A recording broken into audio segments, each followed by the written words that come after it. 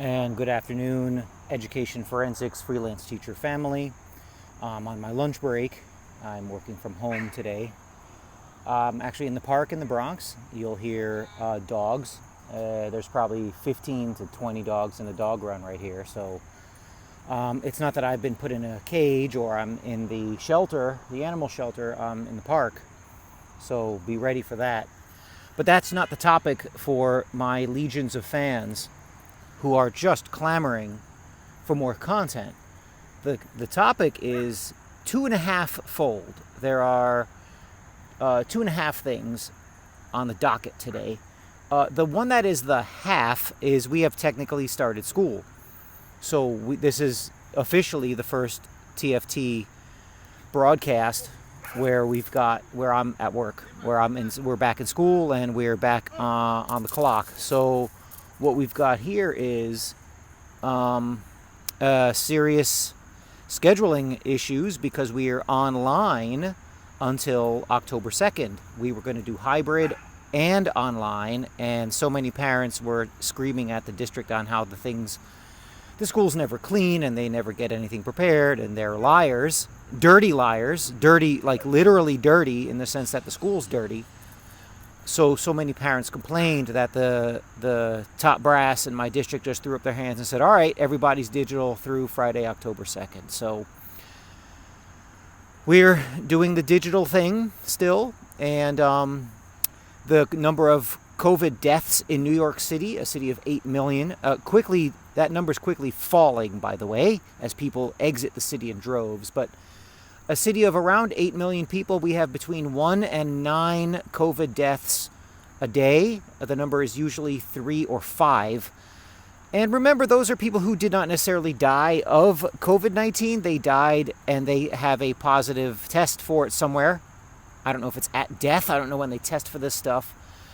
And because of that, things are closed. We can't eat inside. The usual clown world, nonsense, mediocre politician flexing going on here in New York City. It's quite intense. It's quite amazing to watch how people are so schooled into oblivion that they will, the people around me anyway, will in a very docile manner not question the opinions and orders of their rulers. So when you argue with me about the breakup of the United States in 7 to 10 years, let's say 10 to 13 years, this is the kind of stuff I'm going to talk to you about. You can't have a free country if you're not free. You can convince people they're free, which they did. They convinced people they were free from about 1913 to about last year. And the mask has slipped. So it doesn't take that many to say, you know what, I don't think I'm going to play by these rules. I'm out. So anyway, that's the half topic. The two full topics are dealing with one instance where the Washington Post, a reporter from the Washington Post, interviewed Clay Travis of Outkick. I've talked about Outkick before because it's a phenomenon worth watching. It's a sports site, and they are not woke. And they are doing extremely well. Now, one of the cardinal rules that I think is wise to follow is don't talk to the corporate press. People with much larger platforms than mine, people like Stefan Molyneux, Vox Day, who else has said? Oh, Gary North. These people have all said in some way, shape, or form. Tom Woods has mentioned this. Never talk to the corporate media because you're not going to get a fair shake. The New York Times, the Washington Post, Time, the Daily Beast, does that count? Are not going to provide you with a platform to say your piece. They'll come to you and say, hey, look, we're interested in hearing your side of the story. Let's talk. And the answer should be no. Well, there are very few people who can talk to the media and get away with it. And Clay Travis and Jason Whitlock over at Outkick are the ones who can.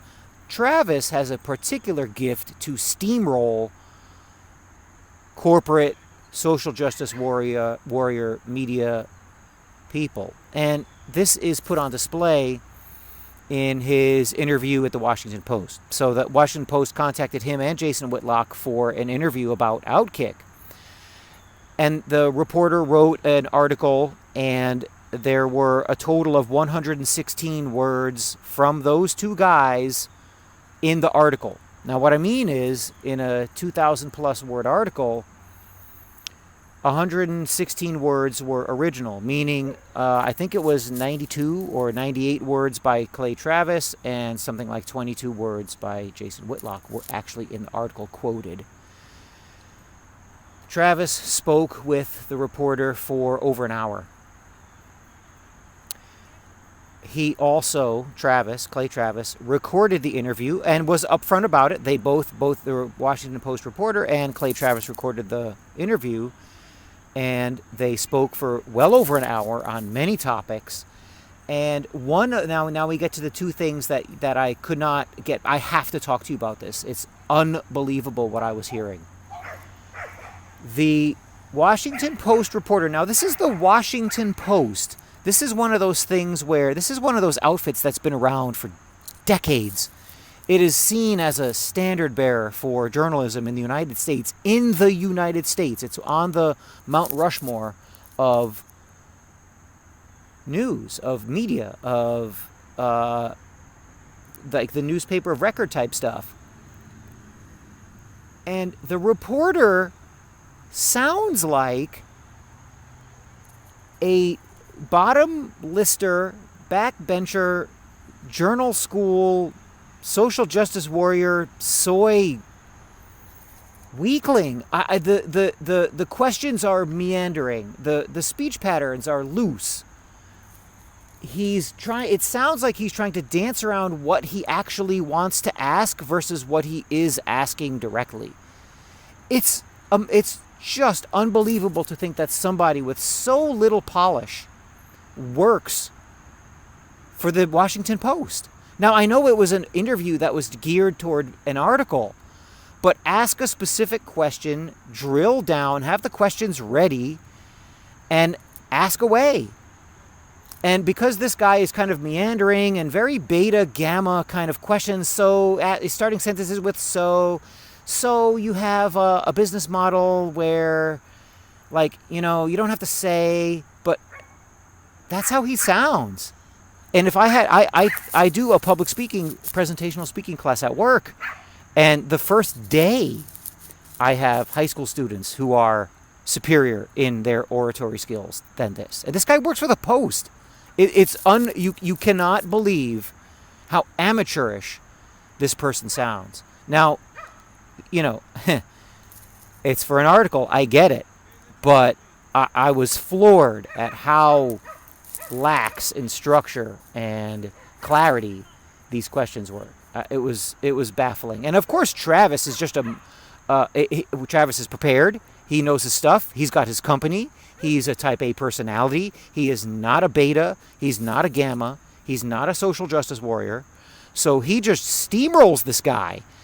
And because the guy is not forceful, he's not asking direct questions. He's not getting the job done with his task of getting good journalism dialogue going between himself and Clay Travis. So it's, in case you think that somebody at that level, this is my message to you students, in case you think somebody at that level, at the Washington Post, has some preternatural ability over you or some qualification superior to yours in terms of journalism, writing, diction, question-asking ability. No. I don't know how this guy got hired. I don't know why he's there. Maybe he's really good at writing. I mean, you can hear Travis and Whitlock talk about the article that was written. It was a total hatchet job. They didn't use the information. He didn't use the information he had from Whitlock's written answers and Travis's spoken answers. So, the idea that, like, I can't have a YouTube channel, or I can't run interviews with people because I'm not at the level of somebody at, say, like the Washington Post, and I'll just look bad. Oh no. I 2/3 of the third period presentational speaking class last year and all of the seventh period class was superior to this Washington Post interviewer guy. I say that, I'm not even playing. That's true. The other thing is that you can't help but notice in listening to this interview with Travis and the Washington Post interviewer guy is the Washington Post interviewer is maniacally focused on and fascinated by the business aspect of Outkick. You can practically hear the reporter just jumping out of his skin, wanting to know, hey, Clay Travis, how much money are you guys making? And Travis is smart. He's not going to give specific numbers. The closest he came is he said, I had a goal of 10,000 subscribers to the Outkick VIP, which is $99 a year at the discount rate. So if you do the math, that's $1 million. So Outkick the coverage, now Outkick.com, has $1 million coming in a year just from the VIP program. That's not podcast revenue. That's not advertising revenue. That's not merchandise revenue. That's just the VIP program.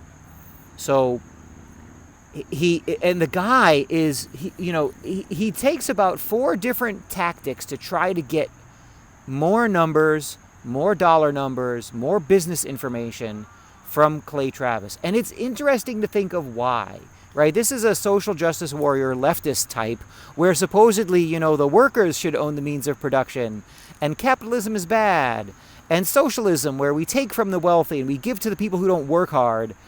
That's, it's one of those types. And the guy is just fascinated. I mean, he's just vexed by Travis and his unabashed capitalism and ability to earn money in the sports media world. It's fascinating. It's like a museum exhibit or some kind of odd, warped UFC philosophy fight between Washington Post interviewer guy and the rhinoceros Clay Travis. I mean, it's intense. I highly, highly recommend listening to the guy from the Washington Post because he wants to know how much money you're making. And let's face it, the Washington Post, does it make any money? I don't know. They had to get bought by Jeff Bezos of Amazon. The Washington Post is basically Jeff Bezos' diary.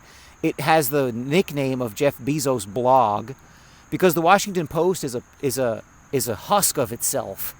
It's just a pale shadow of what it used to be. Not that it was ever anything solid, and it's basically your garden variety leftist claptrap, but at least they used to have, like the New York Times, they used to have some dignity. They used to have at least lip service towards the First Amendment and some balanced reporting and stuff. Now that's all gone. It's just social justice warrior agenda, not even bias. It's progressive babble. You can get it anywhere. That's what they don't seem to understand. And I don't think that that's what this guy understands. The NBA is playing in a bubble. Washington, D.C. is a bubble. I'm in the public school bubble. I mean, my opinions are weird compared to many of my colleagues, but I'm in the public school environment all the time, in my own bubble to some degree. It's hard to get out of your own bubble. But this guy, I don't know what he makes. He actually asked if Clay Travis's employees get benefits. I mean, how random is that? What? That's so strange. And how do they get benefits? So they're full of employees with benefits? And, Travis just brushed it off politely because this guy's obsessed with his lack of salary. He doesn't understand that the New York Post is a dead letter. What's the average age of the New York Post? New York Post I like. Whoops. That was a Freudian slip. New York Post is the paper of record. I love the New York Post. The Washington Post is a dead letter. No one reads it. What's the average age of the Washington Post readership? 74? 68? Nobody reads the Washington Post. And so, he's there because Jeff Bezos is a billionaire and he's well liked. I guess I don't know. I mean, the guy cannot believe that they are ripping down cash, that it's growing on trees, simply because they're nominally, I wouldn't even say Outkick is conservative. They are not social justice warrior woke. That's about it. And they're willing to say that kneeling for the anthem and kowtowing to Black Lives Matter is bad business. Whitlock goes even harder. He says Black Lives Matter is destructive. And he has a point. He makes good points. Whether you agree with him, that's up to you. You need to read his work. You need to listen to the audio. But they're willing to say that it is bad for sports and it's bad for business. That's pretty much it. And the Washington Post guy couldn't understand it. He couldn't get it. He didn't get it. Do you know anyone who reads the Washington Post sports section? Do they even have one? I assume they do. I used to read the New York Times sports section cover to cover. I used to enjoy it. It's useless now, even when they were playing sports. So it's one of those cultural shifts you need to watch. The entire interview with the Washington Post reporter, with Clay Travis, is, if you're wondering which way is going to be successful in the long term, if you are a media person, you need to listen to the interview. You need to watch the trajectory that Travis talks about, the 2,000 to 100,000% increase in revenue and readership and subscribership. And then you, if you're going to go into media or journalism, you need to look and see why that's the case. And my last point is this, and it relates to what I'm talking about with this interview. Travis makes a point that he talks about quickly and they don't really reach again, but it's a really good one. He said that all of the other media companies, in terms of sports, you're looking at The Ringer, ESPN, what's the other? There are a few others. The Undefeated, Fox Sports 1. He said that those companies are fighting for the 20% of viewership that is social justice warrior woke. And I think Travis is being kind. I think it's 10%. And you have huge conglomerates, independent and corporate, fighting for the woke viewership. Now, 20% of sports fans are not woke. Clay Travis is being too nice. I think the real number is 10. It might even be 5. The rest of your garden variety sports fan is not a woke social justice warrior BLM type. They're just not. Even if they're left-leaning, they want sports. Give me sports. So they're all fighting, and he says it's a knife fight for the 20% of the woke sports crowd. And I think he's right. That's an 80% non-woke sports reader, viewer, listener, watcher, fan. And Outkick is just lapping them up. They're just drinking up the dollars because ESPN won't do it. EA Sports won't do it. FS1 won't do it, except for Marcellus Wiley. And that's called recognizing your market. And that's what you need to do. If you're into media, if you want to build a website, if you want to go and produce content, what's out there? If you're going to say, kneel before the anthem, put BLM on the court, we need more awareness for the American police randomly hunting down and killing black people in the streets. There are a lot of places you can get that view in sports. But there's only one place I can think of right now that doesn't do that and says what is a much more sober, sane, and correct view with those kinds of things. And they don't worship Colin Kaepernick and the social justice chatterings of LeBron James. And that place is Outkick. And they recognize it. And they're now extremely wealthy. So what are you going to do? Are you going to pick a path that leads to success? Are you going to be unafraid to tell the truth? Are you going to be fearless? You should be. Because all of that stuff you hear in the corporate media and at school, everybody is saying that. There's nothing unique about you if you're going to run that line. So take that to heart. tell the truth and do it right.